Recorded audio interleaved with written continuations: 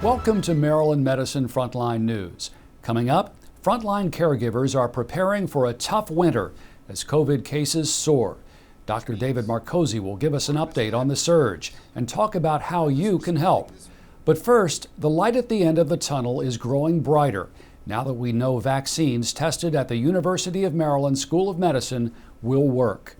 Vaccine trials conducted by the Center for Vaccine Development have shown that vaccines made by Pfizer and Moderna are both 95% effective with no safety issues. What we can conclude is that both of these vaccines are highly protective.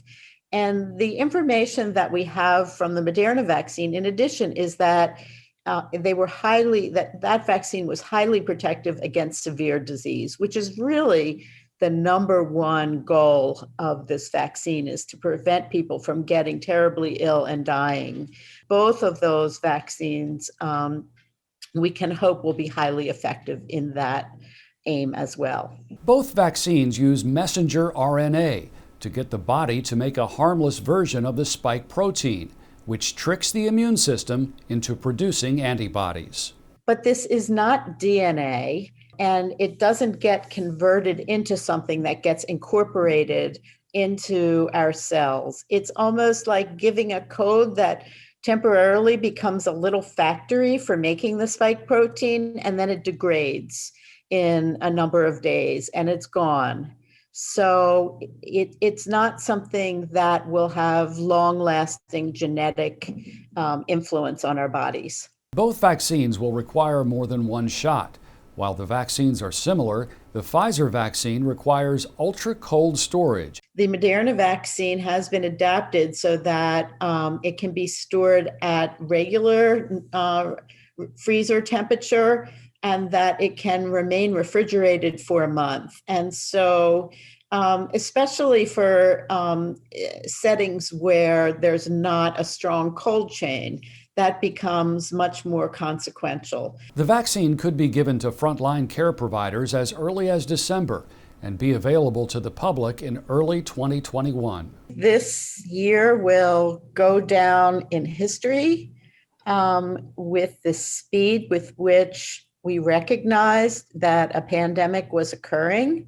And then within another few months, we have results that are one of the most positive results for a vaccine working to protect people against a fatal disease. And that's all occurred in historic speed. And the light we're seeing at the end of the tunnel with the announcements recently of vaccines that might be available maybe by the end of the year or early next year, that to me is the good news. And I just want to acknowledge the extraordinary efforts of our own faculty in the School of Medicine, in the Center for Vaccine Development and Global Health, the Institute of Human Virology, the Department of Microbiology and Immunology, as well as the Institute of Genome Sciences. All of these entities, including the Department of Pathology, have been involved in various aspects of the COVID virus scientific advances. But before we can bask in the light of these advances, we'll have to get through the fall and winter. With COVID cases soaring, we're entering what is expected to be the darkest period of the pandemic. All of our hospitals across the University of Maryland medical system, including the medical center, have put in place surge plans to be able to surge to actually 200 additional capacity than we presently have. And actually, outside right now, the medical center, we have an additional 16 ICU beds that we established outside our medical center for surges of critical care patients. But the University of Maryland medical system is prepared for the surge, thanks to a warehouse stocked with PPE and additional patient capacity.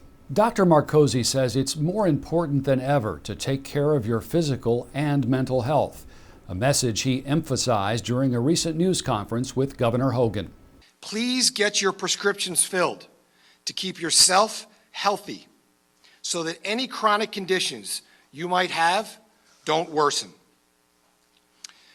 I think we also need to recognize that this virus doesn't just affect us physically. It affects us mentally. This has hit me personally, as I've lost a friend to suicide.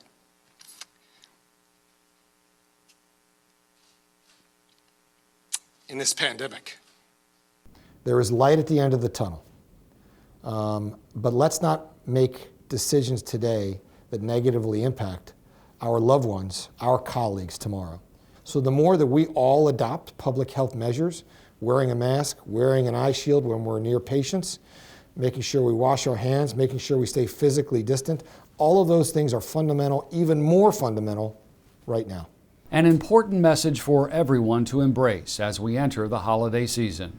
That's Frontline News. I'm Larry Roberts. I hope you'll join us again in 2 weeks. Until then, I want to wish everyone a happy and safe Thanksgiving.